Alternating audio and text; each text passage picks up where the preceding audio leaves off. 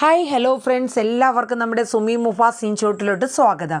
അപ്പം നമ്മുടെ നാളെ കാത്തിരിക്കുന്ന നമ്മുടെ അലീനയുടെ കുറച്ച് നല്ല വിശേഷങ്ങളൊക്കെ നമുക്കൊന്ന് കേട്ട് നോക്കിയാലോ. അപ്പോൾ നമ്മുടെ മഴതോരും മുമ്പേ സീരിയലിലെ നല്ല അടിപൊളി ട്വിസ്റ്റ് എപ്പിസോഡുകളാണ് കേട്ടോ ഇന്നും നാളെയും ഒക്കെ ആയിട്ട് വരുന്നത്. അപ്പോൾ നമ്മുടെ അലീനയെ കൊണ്ട് നമ്മുടെ ബാലചന്ദ്രൻ സ്വന്തം അച്ഛൻ്റെ കൈകളിൽ ഏൽപ്പിക്കാനായിട്ട് പോവാണ്. പക്ഷേ അലീനയ്ക്ക് അറിയില്ല താൻ തൻ്റെ അച്ഛൻ്റെ അടുത്തോട്ടാണ് പോകുന്നത് എന്നുള്ളത്. അപ്പോൾ നമ്മുടെ വൈജയന്തിയെ കാണിക്കുന്നുണ്ട് കേട്ടോ. ഫസ്റ്റ് ടൈം തന്നെ വൈജയന്തിയാണ്, അതായത് നമ്മുടെ കമല വലിയ സന്തോഷത്തിൽ ഓടി വരെയാണ്. വന്നിട്ട് പറയുന്നുണ്ട്, വൈജയ് നീ അറിഞ്ഞില്ലേ സംഭവം? അപ്പം വൈജയ് ചോദിക്കണം, എന്തേ കമലേട്ടത്തെ? അപ്പം പറഞ്ഞു, അതെ നിൻ്റെ ശത്രു വീട് വിട്ട് പോയെന്ന്. അപ്പം വൈജയന്തി ചോദിച്ചു, ആര്? അലീനയോ? കാരണം ശത്രു എന്ന് പറയാൻ അലീനയാണല്ലോ വൈജയന്തിയുടെ ശത്രു. അപ്പം പറഞ്ഞു, അതേന്നേ കമലേട്ടത്തിയുടെ അടുത്ത് ആരാ പറഞ്ഞേ? ആ രഞ്ജു ബബിതേനെ എങ്ങാണ്ട വിളിച്ചപ്പോഴത്തേക്ക് ബബിത പറഞ്ഞത് അവിടെ കരച്ചിലും ബഹളവും പിഴിച്ചിലും ഒക്കെയാണ് അലീന ചേച്ചി പോയതിൻ്റെ സങ്കടം. അപ്പോൾ ശരിക്കും ഉള്ളത് തന്നെയാണോ കമലേട്ടത്തി? പിന്നെ അല്ലാണ്ട്, കാരണം ഈ രഞ്ജുവും ബബിത എപ്പോഴും വിളിക്കുന്നതാണല്ലോ, അവർ തമ്മിൽ എപ്പോഴും കമ്മ്യൂണിക്കേഷൻ ഉള്ളതാണ്. അപ്പോൾ എന്തായാലും അവൾ പോയിട്ടുണ്ടെന്നുള്ള കാര്യം ഉറപ്പാണെന്ന് പറഞ്ഞു. എത്ര നാളായി, എത്ര മാസങ്ങളായി ഈ ഒരു വാർത്ത കേൾക്കാൻ വേണ്ടി ഞാൻ കാത്തിരിക്കണം. പക്ഷേ നീ അധികം സന്തോഷിക്കൊന്നും വേണ്ട കേട്ടോടി വൈജയ്. അപ്പം വൈജയ് ചോദിച്ചാൽ അതെന്താ കമലേട്ടത്തി? അതെ, ഇവളുടെ ഈ പോക്ക് അത്ര നല്ലൊരു പോക്കായിട്ട് എനിക്ക് തോന്നണില്ല. കാരണം അത്ര സങ്കടവും വിഷമവും ഒക്കെയാണ്. കാരണം ഇപ്പം അവളുടെ സ്വന്തം ഇഷ്ടപ്രകാരമാണ് അലീന ആ വീട് വിട്ട് പോയിക്കണത്. ഇനി ഏത് നിമിഷം അവൾ തിരിച്ച് വരികയാണെങ്കിൽ ഇരു കൈയും നീട്ടി സ്വീകരിക്കാൻ ബാലചന്ദ്രനും മക്കളും റെഡിയാണ്. എന്താ കമലേട്ടത്തി പറയണേ? ഇനി ഞാൻ ആ നെടുമ്പുരയ്ക്കൽ വീട്ടിൽ ചെന്നാലേ പണ്ടത്തെ കളിയൊന്നും നടക്കില്ല. കമലേട്ടത്തി കണ്ടോ, വൈജയ് ഇനി ആരാണെന്ന് കണ്ടോളാൻ പറഞ്ഞു. ആ ഒരു ധൈര്യം നിനക്ക് വേണം. എന്നിട്ട് കമല ഇങ്ങനെ ഒരു നിമിഷം ആലോചിച്ച് നിൽക്കുകയാണ്. തൊള്ളയെ നോക്കി നോക്കി മടുത്തു. പിന്നെ ഈ പണ്ടാരം 3 നേരം തിന്നാനല്ലാണ്ട് അവൾ അടുക്കളയിൽ പോലും അവൾ കയറൂല. അപ്പോൾ വൈജയ് ചോദിച്ചു, അല്ല കമലേട്ടത്തി എന്താ ഈ ആലോചിക്കണേ? വൈജയ്ക്കാണെങ്കിൽ തുള്ളി ചാടാനുള്ള സന്തോഷം, അലീന പോയി എന്നൊരു വാർത്ത കേൾക്കാൻ വേണ്ടി ഇങ്ങനെ കാത്തിരിക്കുകയാണ്. എന്നിട്ട് വൈജയന്തി ചോദിക്കണേ, എന്താ ഇത്ര ആലോചിച്ച? അല്ല ഞാൻ ആലോചിക്കുകയായിരുന്നു, ഇനിയിപ്പം നീ ചെന്ന് കഴിയുമ്പം നിൻ്റെ മക്കളൊക്കെ ബാലചന്ദ്രൻ പറയണതല്ലേ കേൾക്കുള്ളൂ വൈജയ്. അങ്ങനെയൊന്നുമില്ല, കുറച്ചൊരു ഇതൊക്കെ ഉണ്ട്. കാരണം അവൾ ഓരോന്നും പറഞ്ഞും ഓതിയും കൊടുത്ത് പിള്ളേരുടെ മൈൻഡ് മാറ്റി വെച്ചേക്കണേ കമലേട്ടത്തി. ഞാൻ അതൊക്കെ പതിയെ മാറ്റിയെടുക്കും. എന്തായാലും എൻ്റെ ഭർത്താവായ ബാലചന്ദ്രനെ ഞാൻ എന്തായാലും മറ്റൊരുത്തിക്കായിട്ട് തീരെഴുതി കൊടുത്തിട്ടില്ല എന്നൊക്കെ പറഞ്ഞ് വൈജ ഭയങ്കര മാസ് ഡയലോഗ് അടിക്കുന്നുണ്ട്. എന്നിട്ട് അതിൻ്റെ ഇടയിൽ കൂടെ കമലക്കിട്ടൊരു കുത്തു കൊടുക്കുന്നുണ്ട്. അല്ല നമ്മുടെ മനു അറിഞ്ഞില്ലേ അലീന പോയത്? മനു ഇപ്പം അറിഞ്ഞാൽ എന്താ, അറിഞ്ഞില്ലെങ്കിൽ എന്താ? ആ ചാപ്റ്ററൊക്കെ ഞാൻ ക്ലോസ് ചെയ്ത് വെച്ചേക്കണ കേസാണ്. ഇനിയിപ്പോൾ അതാരും കുത്തിപ്പൊക്കാനൊന്നും നിൽക്കേണ്ടെന്ന് പറഞ്ഞിട്ട് കമല അങ്ങോട്ട് പിറുപുറത്തോണ്ട് പോവേണ്. എന്തായാലും വൈജയന്തിയുടെ മനസ്സിനൊരു സമാധാനമായി. ഇനി ആ നെടുമ്പുരയ്ക്കൽ വീട്ടിൽ ഈ ഒരുമ്പൊട്ടവൾ കാലെടുത്ത് വയ്ക്കില്ല, അതിനുള്ള വഴിയൊക്കെ എനിക്കറിയാം. അങ്ങനെ വൈജയന്തി അതിനുശേഷം നേരെ സൗദാമിനി അമ്മയുടെ അടുത്ത് ചെല്ലുകയാണ്. എന്നിട്ട് സൗദാമിനി അമ്മയുടെ അടുത്ത് പറയുന്നുണ്ട്, അമ്മ അറിഞ്ഞില്ലേ അലീന പോയെന്ന്, ഒരുമ്പെട്ടവൾ. ഇനി അവളെ ഞാൻ ഈ പടിപ്പുറത്ത് ആ നെടുമ്പുരയ്ക്കൽ വീട്ടിൽ ഞാൻ കയറ്റത്തില്ല അവളെ എന്നൊക്കെ പറയുന്നു. അപ്പോൾ സൗദാമിനി അമ്മ പറഞ്ഞു, എന്തിനാടി അവൾ എന്ത് തെറ്റാടി നിന്നോട് ചെയ്തത്? ആ കൊച്ചുള്ളത് കൊണ്ട് മാത്രം മരണത്തോട് മല്ലിട്ടുകൊണ്ടിരുന്ന എൻ്റെ ജീവിതം ഇപ്പം ഈ ഗതിയിലെങ്കിലും ആക്കിയിട്ടത്. ആ കുട്ടി ആ വീട്ടിലെ പണിയും ചെയ്ത് നിൽക്കില്ലായിരുന്നോ? നിനക്കെന്താടി ഇത്രയേറെ ദേഷ്യം? ആ കുട്ടി എന്ത് ദ്രോഹ നിന്നോട് ചെയ്ത ഒരു ദ്രോഹം എന്തെങ്കിലും ഒന്ന് നിനക്ക് പറയാനുണ്ടോ എന്ന് ചോദിച്ചു. എന്നോട് ചെയ്ത ദ്രോഹോ? ഇന്നും ഞാൻ കിടക്കയിൽ നിന്ന് എണീറ്റിട്ടില്ല. എൻ്റെ കൈയും കാലും ഒടിഞ്ഞ് ഇന്ന് ഈ ഒരു അവസ്ഥയിൽ എത്തി. എൻ്റെ ജീവിതം കുളന്തോണ്ടി എൻ്റെ ഭർത്താവിനെ എൻ്റെ 3 മക്കളെയും എന്നിൽ നിന്ന് അകത്തി. അതൊക്കെ ആരാ? അമ്മയ്ക്ക് ഇപ്പോഴും അവളോടാ കൂറല്ലേ? സ്വന്തം മകളെ, പ്രസവിച്ച മകളെക്കാട്ടിലും അമ്മയ്ക്ക് ഏറ്റവും കൂടുതൽ കൂറ് അവളോടാണ്. എനിക്കറിയാം. ആയിക്കോട്ടെ, ഇവിടെ ബാലചന്ദ്രനാണെങ്കിലും ഞാൻ പ്രസവിച്ച എൻ്റെ മക്കളാണെങ്കിലും അമ്മയാണെങ്കിലും മനു ആണെങ്കിലും ഒക്കെ നിങ്ങൾക്ക് എല്ലാവർക്കും, എന്തിന് എൻ്റെ ആങ്ങളമാരുണ്ട് 3 പേര്, അവർക്ക് പോലും ഞാൻ പറയണതാണ് തെറ്റ്, ബാലചന്ദ്രൻ പറയണത് ശരി. അതായത് അലീന അവിടെ നിന്നതുകൊണ്ട് എന്താണ് ദോഷം? ആയിക്കോട്ടെ, എന്തായാലും ഞാൻ നെടുമ്പുരയ്ക്കൽ വീട്ടിലോട്ട് പോവാ, അത് പറയാനായിട്ട് വന്നതാന്ന് പറയുന്നുണ്ട്. എന്നാലും സൗദാമിനി എന്നിട്ട് പോയി കഴിയുമ്പോൾ സൗദാമിനി അമ്മയുടെ മനസ്സിന് വല്ലാത്തൊരു ബുദ്ധിമുട്ട്. കാരണം സ്വന്തം മകളെയാണ് അവൾ ഈ ആട്ടി ഇറക്കുന്നത് എന്നുള്ളത് അവൾക്കറിയില്ല, സ്വന്തം മകളായിട്ട് പ്രസവിച്ച മകള്. അപ്പോൾ അത് ഓർത്തിട്ട് സൗദാമിനി അമ്മയ്ക്ക് വല്ലാത്തൊരു ബുദ്ധിമുട്ടായിരുന്നു കേട്ടോ. അത് കഴിഞ്ഞിട്ട് പിന്നെ കാണിക്കുന്നത് നമ്മുടെ ബാലചന്ദ്രനും അലീനയും ഇങ്ങനെ പോവാണ്. അപ്പോൾ അലീന ഓരോ കാര്യങ്ങളൊക്കെ പറയുന്നുണ്ട്. ചില സമയത്ത് നമ്മുടെ ബാലചന്ദ്രൻ്റെ നെഞ്ച് പൊട്ടിപ്പോകുന്ന കണക്കുള്ളൊരു ബുദ്ധിമുട്ട് വരുന്നുണ്ട്. പക്ഷേ എങ്കിലും എല്ലാം പിടിച്ച് അവളുടെ മുന്നിൽ ആ വിഷമം കാണിക്കാണ്ട് തന്നെ നിൽക്കുന്നുണ്ട്. അങ്ങനെ കുറച്ചൊരു ഗ്യാപ്പ്, ഒരു സ്ഥലം ഒഴിഞ്ഞൊരു സ്ഥലം എത്തിക്കഴിയുമ്പോഴത്തേക്ക് ബാലചന്ദ്രൻ പറയും, നമുക്ക് കുറച്ച് നേരം ഇവിടെ ഒന്ന് ഇറങ്ങി നിന്നിട്ട് പോയാലോ മോളെ എന്ന് ചോദിക്കുന്നുണ്ട്. അതിനെന്താ വെച്ചാൽ അച്ഛൻ കുറച്ചൊന്ന് റെസ്റ്റ് ചെയ്തിട്ട് പോയാൽ മതി, ത്രൂ ഔട്ട് ഇത്രയും വണ്ടി ഓടിക്കുമ്പോൾ അച്ഛൻ എന്തെങ്കിലും ബുദ്ധിമുട്ടുണ്ടോ എന്നൊക്കെ ഇങ്ങനെ ചോദിക്കണം. ഏയ് അതൊന്നുമില്ല, മൈൻഡ് ഒരു ഓക്കെ അല്ലടി മോളെ എന്നൊക്കെ പറഞ്ഞിട്ട് അവർ പുറത്തോട്ട് ഇറങ്ങിയാണ്. എന്നപ്പോൾ നമ്മുടെ അലീന ചോദിക്കുന്നുണ്ട്, അല്ല അച്ഛാ ഞാൻ ഏതോ ഒരു കുളത്തൂർ പുഴയ്ക്ക് ഏതോ ഒരു വലിയ വീട്ടിലാണ് ജോലിക്ക് പോകണമെന്ന് അച്ഛൻ പറഞ്ഞായിരുന്നല്ലോ, പക്ഷേ ഞാൻ ഇങ്ങനെ പോയി കഴിഞ്ഞാൽ ഒരു ജോലിക്കാരിയുടെ ഒരു മട്ട എനിക്കില്ലല്ലോ അച്ഛാ. അതിന് നിന്നെ ജോലിക്കാരിയായിട്ടാണ് അവിടെ വിടുന്നതെന്ന് ആരാ നിന്നോട് പറഞ്ഞത്? ഞാൻ പറഞ്ഞോ? അല്ല, എനിക്ക് ജോലിയായിട്ടല്ലേ അച്ഛാ ഞാൻ അങ്ങോട്ട് പോണത്. എന്നല്ല കേട്ടോ, നീ ഒരു ജോലിക്കാരിയായിട്ടല്ല, ഒരു അത്ഭുത ലോകത്താണ് നീ പോണേന്ന് പറഞ്ഞു. അതെ, നിന്നോട് ആ കാര്യങ്ങളൊക്കെ എങ്ങനെ പറയണമെന്നോ അല്ലെങ്കിൽ എവിടെ തുടങ്ങണമെന്നോ അച്ഛന് അറിയില്ല, അതാ ഞാൻ ഇങ്ങനെ നിൽക്കണേന്ന് പറഞ്ഞു. അതെന്താ വെച്ചാൽ എന്നോട് സംസാരിക്കാൻ അച്ഛന് അത്രയേറെ ബുദ്ധിമുട്ട് അലീന ചോദിക്കാൻ കേട്ടോ. അപ്പോൾ ബാലചന്ദ്രൻ പറഞ്ഞു, ഏയ് അതല്ല, പക്ഷേ എനിക്ക് ചില കാര്യങ്ങൾ, വളരെ പ്രധാനപ്പെട്ട ചില കാര്യങ്ങൾ നിന്നോട് പറയണമെന്ന് മുന്നേ കൂട്ടി ഉണ്ടായിരുന്നു, പക്ഷേ സമയമാവട്ടെ എന്ന് കരുതിയിട്ടാണ് ഞാൻ പറയാണ്ടിരുന്നതെന്ന് പറഞ്ഞു. അപ്പം അലീന ചോദിക്കുന്നുണ്ട്, അച്ഛൻ എന്തോ സീരിയസ് ആയിട്ടാണല്ലോ എന്നോട് സംസാരിക്കുന്നത്, എന്താണെങ്കിലും എന്നോട് പറയച്ചാന്ന് പറയുന്നുണ്ട്. അങ്ങനെ ബാലചന്ദ്രൻ ഒരു സെക്കൻഡ് ഇങ്ങനെ ഒന്ന് മനസ്സുകൊണ്ടൊന്ന് ആലോചിച്ച് നിന്നിട്ട് അലീനയോട് ആ വലിയ ഞെട്ടിക്കുന്ന ആ സത്യം പറയണം. അതായത് നീ പോകുന്നത് എവിടെയാണെന്ന് നിനക്കറിയാവോ? ഇല്ല അച്ഛൻ എനിക്കറിയില്ല. അച്ഛനറിയാവുന്ന വല്ല റിലേറ്റീവിൻ്റെ വീട്ടിലാണോ എന്ന് വീണ്ടും അലീന ചോദിക്കുകയാണ്. എന്നാലല്ല, ഒരു റിലേറ്റീവിൻ്റെയും വീട്ടിലല്ല. നിനക്കറിയില്ലേ, ഞാൻ 3 ദിവസം ഒരു സ്ഥലത്ത് ഒരു ആവശ്യമായിട്ട് പോയതാണ്. നിനക്കറിയായിരുന്നു നിൻ്റെ ആവശ്യമായിട്ടാണ് പോയതെന്ന്, പക്ഷെ അത് എവിടെയാണെന്ന് നിനക്കറിയില്ലല്ലോ. ഞാൻ പോയത് നിൻ്റെ സ്വന്തം അച്ഛനായ സ്റ്റാൻലി ജോസഫിൻ്റെ അടുത്താണെന്ന് പറഞ്ഞു. അത് കേട്ടപ്പോൾ അലീന ഒരു നിമിഷം, എന്ത് അച്ഛൻ എന്താ പറയണേ? എൻ്റെ അച്ഛൻ സ്റ്റാൻലി ജോസഫിൻ്റെ അടുത്തോ? എനിക്കൊന്നും മനസ്സിലാവണില്ല, അച്ഛൻ എന്തൊക്കെയാണ് പറയണത്? അലീന വല്ലാണ്ട് ഒരു പരിഭ്രാന്തിപ്പെടുകയാണ് കേട്ടോ. അതേ മോളെ, ഞാൻ നിൻ്റെ സ്വന്തം അച്ഛനായ സ്റ്റാൻലി ജോസഫിൻ്റെ അടുത്താണ് പോയത്. അവിടെ പോയി നിൻ്റെ കാര്യങ്ങളും നീ ജീവിച്ചിരിക്കുന്ന കാര്യവും ഒക്കെ ഞാൻ അയാളെ അറിയിച്ചു. അതായത് 10-22 വർഷങ്ങൾക്ക് മുന്നേ നിൻ്റെ അമ്മയുടെ കാമുകനായ സ്റ്റാൻലി ജോസഫിന് ഒരു മകള്, വൈജയന്തിക്കും ഒരു മകള് ജീവിച്ചിരിപ്പുണ്ട് എന്ന സത്യം ഞാൻ നിൻ്റെ സ്റ്റാൻലി ജോസഫായ നിൻ്റെ അച്ഛനെ അറിയിച്ചു. നിൻ്റെ സ്വന്തം അമ്മയ്ക്ക് അറിയില്ല ആ രഹസ്യം. അങ്ങനെ ആ കാര്യങ്ങൾ അറിഞ്ഞിട്ട് അയാൾ നിന്നെ കാണാനും വന്നിട്ടുണ്ട്. കാണാനോ? എപ്പോഴായിരുന്നു അച്ഛൻ? ഞാൻ കണ്ടിട്ടില്ലല്ലോ. അച്ഛൻ എന്തൊക്കെയാണ് ഈ പറയണത്? അതേ മോളെ, കഴിഞ്ഞ ദിവസം നിന്നെ കാണാനായിട്ട് വന്ന ഒരാളില്ലേ, അതാണ് നിൻ്റെ അച്ഛൻ.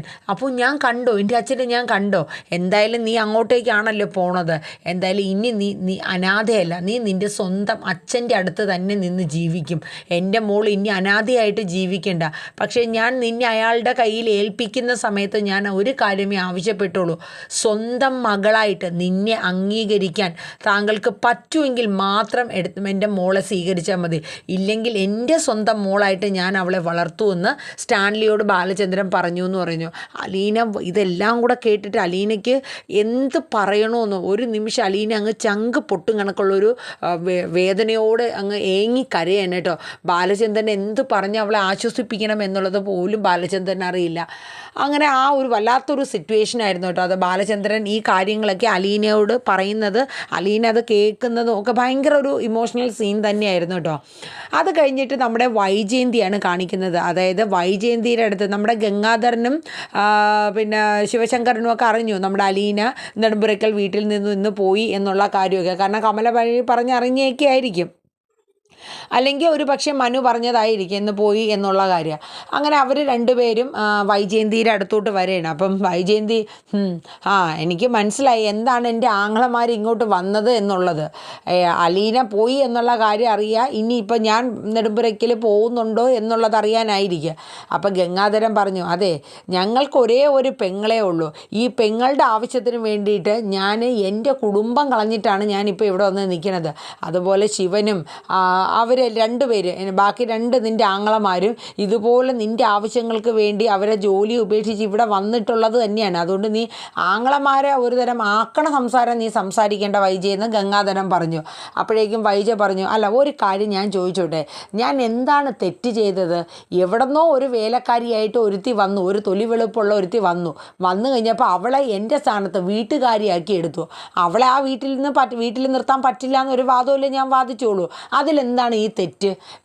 എനിക്ക് മനസ്സിലാവുന്നില്ല. ഇപ്പം നിങ്ങളും ശിവശാല നമ്മുടെ ബാലചന്ദ്രൻ്റെ പക്ഷത്താണ് നിൽക്കുന്നത്. ശിവേട്ടനും ഗംഗേട്ടനും നിങ്ങൾ മൂന്നുപേരും ബാലചന്ദ്രൻ്റെ കാര്യം പറയുന്ന തീരുമാനത്തിനോട് അനുകൂലിച്ചാണ് നിൽക്കണം. ഞാൻ പറയുന്നതിൽ എന്തെങ്കിലും തെറ്റുണ്ടോ? ഇപ്പം ശിവേട്ടൻ്റെ ഭാര്യ നമ്മുടെ കമലേട്ടത്തി സമ്മതിക്കോ? ഒരു പെണ്ണ് വേലക്കാരി വന്നിട്ട് അവളെ പിന്നെ ആ വീട്ടുകാരി ആക്കിയാന്ന് വെച്ചാൽ കമലേട്ടത്തി സമ്മതിക്കോ? ഗംഗേട്ടനും ഒരു ഭാര്യ ഉണ്ടല്ലോ, സമ്മതിക്കോ? അവിടുത്തെ വേലക്കാരിയെ വീട്ടുകാരിയാക്കാനായിട്ട് സമ്മതിക്കോ? അപ്പം ഞാൻ പറഞ്ഞാൽ മാത്രം അത് തെറ്റ്. എനിക്ക് മനസ്സിലാവില്ല. ഞാൻ ഈ ജീവിതമൊന്നും ഞാൻ നിങ്ങളുടെ അടുത്ത് പറഞ്ഞില്ലല്ലോ. എന്നെ നിർബന്ധിച്ച്, എനിക്ക് ജീവിതമേ വേണ്ട എന്ന് പറഞ്ഞ് എന്നെ നിർബന്ധിച്ച് ബാലചന്ദ്രനെ കൊണ്ട് കല്യാണം കഴിപ്പിച്ചതൊക്കെ നിങ്ങളല്ലേ. നിങ്ങൾ പറയുന്നുണ്ട് ഞാൻ തെറ്റ് ചെയ്തു. ശരി, ഞാൻ തെറ്റ് ചെയ്തവൾ തന്നെ. വർഷങ്ങൾക്ക് മുമ്പ് ഞാൻ ഒരു തെറ്റ് ചെയ്തു. ഞാൻ പറഞ്ഞില്ലല്ലോ എനിക്കൊരുത്തനെ കല്യാണം കഴിക്കണമെന്നും മക്കളുണ്ടാവണമെന്നൊന്നും ഞാൻ പറഞ്ഞില്ലല്ലോ. നിങ്ങളുടെ നിർബന്ധമല്ലേ. അങ്ങനെ വൈജയന്തി വലിയ പെർഫോമൻസ് നടത്തേണ്ടോ. കാരണം വേറൊന്നുമല്ല, അലീന പോയതിൻ്റെ ഒരു ത്രില്ലിങ്ങിലാണ് വൈജയന്തി നിൽക്കുന്നത്. ഇനി വരാനിരിക്കുന്ന ബോംബ് ഏത് ബോംബാണെന്ന് വൈജയന്തി അറിയുന്നില്ലല്ലോ. അപ്പോൾ ഗംഗാധരൻ പറഞ്ഞു, ശിവശങ്കരനും പറഞ്ഞു, നിന്നോട് പറഞ്ഞു ജയിക്കാൻ ഞങ്ങൾ ആളില്ല. ഇനിയിപ്പോൾ എന്താണ് വേണ്ടത് എന്നുള്ളത് നീ തന്നെ അങ്ങോട്ട് തീരുമാനിക്കാനൊന്നുമില്ല. ഞാൻ എൻ്റെ മക്കളുടെ അടുത്തോട്ട് പോണു. ഇത്രയും ദിവസം ഇവിടെ കാലും ഒടിഞ്ഞ് അങ്ങും ഇങ്ങും ആശുപത്രിയായിട്ട് അങ്ങും ഇങ്ങും പെട്ടി പ്രമാണം എടുത്തുകൊണ്ട് നടന്നു. എനിക്കിനി എൻ്റെ സ്വന്തം വീട്ടിൽ നിൽക്കണം. എൻ്റെ ഭർത്താവും എൻ്റെ മക്കളെ കൂടെ എനിക്ക് ജീവിക്കണം. അത്രയേ ഉള്ളൂ, അല്ലാണ്ട് വേറെ എന്ത് തീരുമാനം എന്നിങ്ങനെ വൈജയന്തി പറയണം. അപ്പോഴേക്കും ശിവനും ഗംഗാധരനും മുഖത്തോട് മുഖം നോക്കാനായിട്ടോ, അതെന്തായാലും നല്ലൊരു തീരുമാനം തന്നെ എന്നുള്ള രീതിയിൽ. പക്ഷേ അവരുടെ ഉള്ളിൽ തീ കത്തും കണക്കുള്ള അവസ്ഥയാണ്. ആരുടെ? ഗംഗാധരൻ്റെയും ശിവശങ്കറിൻ്റെയൊക്കെ. കാരണം ബാലചന്ദ്രൻ്റെ ഇനിയുള്ള ഓരോ സ്റ്റെപ്പും ഏത് രീതിയിലാണ് വൈജയന്തി നേരിടേണ്ടി വരുന്നത് എന്നുള്ളതാണ്. കാരണം വൈജയന്തിയുടെ വാശിയുടെ പുറത്ത് അലീന ഒരു തീരുമാനം എടുത്തതാണ്. നെടുമ്പുരയ്ക്കൽ വീട്ടിൽ നിന്നും അലീന പോകും എന്നുള്ളത്. തൻ്റെ അച്ഛനെയും തൻ്റെ സ്വന്തം കൂടപ്പിറപ്പുകളെയും ഒക്കെ ഉപേക്ഷിച്ച് അലീനയ്ക്ക് ഒട്ടും താല്പര്യമില്ല അവിടെ നിന്ന് പോകുന്നത്. പക്ഷേ തൻ്റെ പെറ്റമ്മയായ വൈജയന്തിക്ക് വേണ്ടിയാണ് അലീന ഈ ഒരു തീരുമാനം എടുത്തത്. അങ്ങനെ ആ തീരുമാനം എടുത്ത് പോകുന്ന അലീനയെ തിരിച്ച് ബാലചന്ദ്രൻ നിർബന്ധിപ്പിച്ചില്ല. കാരണം അവളുടെ ഇഷ്ടം തന്നെ നടക്കട്ടെ, അവളെടുത്ത തീരുമാനം. പക്ഷേ ഇനി ഒരു അനാഥയായിട്ട് വളരാൻ എനിക്ക് അവളെ വിടാൻ പറ്റില്ല എന്ന് കരുതിയിട്ടാണ് ബാലചന്ദ്രൻ അവളെ സ്വന്തം അച്ഛനായ കേണൽ സ്റ്റാൻലി ജോസഫിൻ്റെ കൈകളിലോട്ട് ഏൽപ്പിക്കുന്നത്. അപ്പോൾ എന്തായാലും ഇതിൻ്റെ ഭവിഷ്യത്ത്, ഇനി വരാനിരിക്കുന്ന ഭവിഷ്യത്ത് വൈജയന്തി ഒറ്റയ്ക്ക് തന്നെ നേരിടും. കാരണം എന്ന് വെച്ചാൽ വൈജയന്തി ഇനി ഉള്ള ഓരോ നിമിഷവും വൈജയന്തി എങ്ങനെ അത് മുന്നോട്ട് കൊണ്ടുപോകും എന്നുള്ളത് നമ്മൾ കണ്ട് തന്നെ അത് മനസ്സിലാക്കണം, അല്ലേ?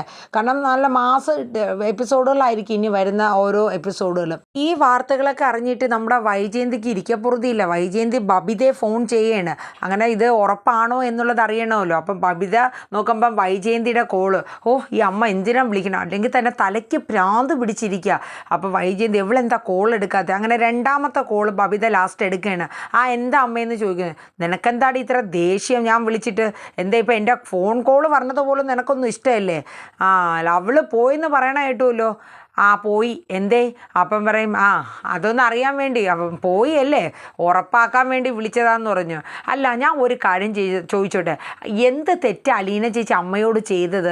അമ്മയുടെ പിടിവാശി കാരണമാണല്ലോ ഞാനും രോഹിയേട്ടനും കൃഷ്ണമോളും ഒക്കെ വന്ന് അമ്മയുടെ കാല് പിടിച്ചതല്ലേ അമ്മ ഇങ്ങോട്ട് പോരുമെന്ന്. അപ്പം അമ്മയ്ക്ക് അമ്മയുടെ വാശി, അമ്മ ഒരാൾ കാരണമല്ലേ അലീന ചേച്ചി ഇവിടെ നിന്ന് പോയത് എന്നൊക്കെ പറഞ്ഞു. നിനക്കൊക്കെ അവൾ പോയതിന് ഇത്രയും സങ്കടമോ? സ്വന്തം പെറ്റ തള്ളയെക്കാട്ടിയും വലുതാണോടി എവിടെ നിന്നോ വലിഞ്ഞ് കയറി വന്ന ആ പിടച്ചവള് അമ്മ ഇത് കേൾക്കാനാണെങ്കിൽ എന്നെ അമ്മ വിളിക്കണ്ടെന്ന് പറഞ്ഞിട്ട് ബബിത ഫോൺ കട്ട് ചെയ്തിട്ട് അങ്ങ് ഒരൊറ്റ കട്ടിലോട്ട് എറിയാണ് കേട്ടോ. അപ്പോഴേക്കും നമ്മുടെ വൈജയന്തി ഹലോ ഹലോ എന്ന് ഇങ്ങനെ വിളിച്ചുകൊണ്ടിരിക്കുകയാണ്. എവിടെ? ബബിത കോള് കട്ട് ചെയ്തിട്ടല്ലേ എറിഞ്ഞത്. അപ്പം വൈജ ഒരു നിമിഷം ഇങ്ങനെ ചിന്തിക്കുന്നുണ്ട്, കണ്ടില്ലേ അവൾക്കൊക്കെ ഇപ്പോഴും അലീന അത് മാത്രം മതി. കാരണം എന്തായാലും വൈജയന്തിക്ക് വേറൊന്നും അറിയണ്ട, പോയി എന്നുള്ളത് ഒന്നും കൂടെ ഉറപ്പ് വരുത്തുക, അതാണ് ഉദ്ദേശം. അങ്ങനെ അതിന് വേണ്ടിയിട്ടാണ് ബബിതയെ വിളിച്ചത് അല്ലേ. അപ്പോൾ എന്തായാലും വൈജയന്തി നെടുമ്പുരയ്ക്കൽ വീട്ടിലോട്ട് തിരിച്ചെത്തുകയാണ്. അങ്ങനെ നമ്മുടെ അലീന നെടുമ്പുരയ്ക്കൽ വീട്ടിൽ നിന്നും ഇറങ്ങുകയും ചെയ്തു.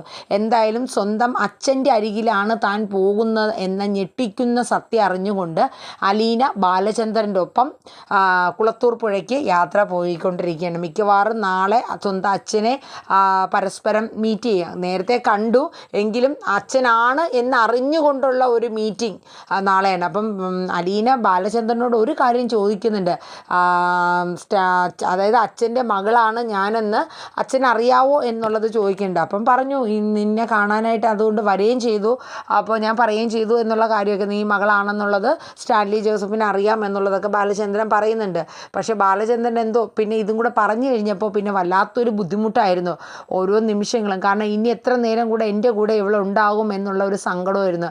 കാരണം ബാലചന്ദ്രൻ അത്രയ്ക്ക് ഇഷ്ടമാണ് അലീനെ, സ്വന്തം മക്കളെക്കാട്ടിലും കൂടുതൽ അലീനെ സ്നേഹിക്കുകയും അതുപോലെ തന്നെ അവൾക്കൊരു പ്രത്യേക റെസ്പെക്റ്റ് കൊടുത്താണ് ബാലചന്ദ്രൻ പോകുന്നത്. കാരണം അത്രയ്ക്ക് നല്ലൊരു പെൺകുട്ടിയാണ്.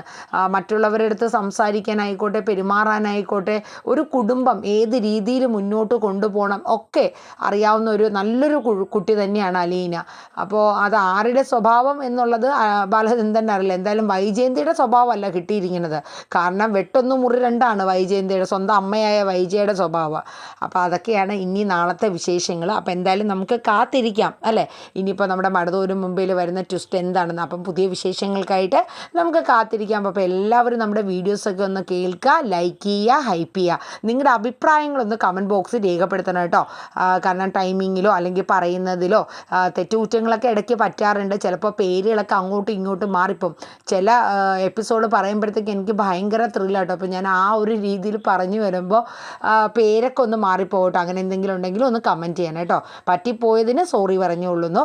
അപ്പോൾ നല്ലൊരു ശുഭരാത്രി പറഞ്ഞുകൊണ്ട് നമുക്ക് അടുത്ത വിശേഷത്തിനായിട്ട് കാത്തിരിക്കാം. Tata, bye bye, take care, thank you.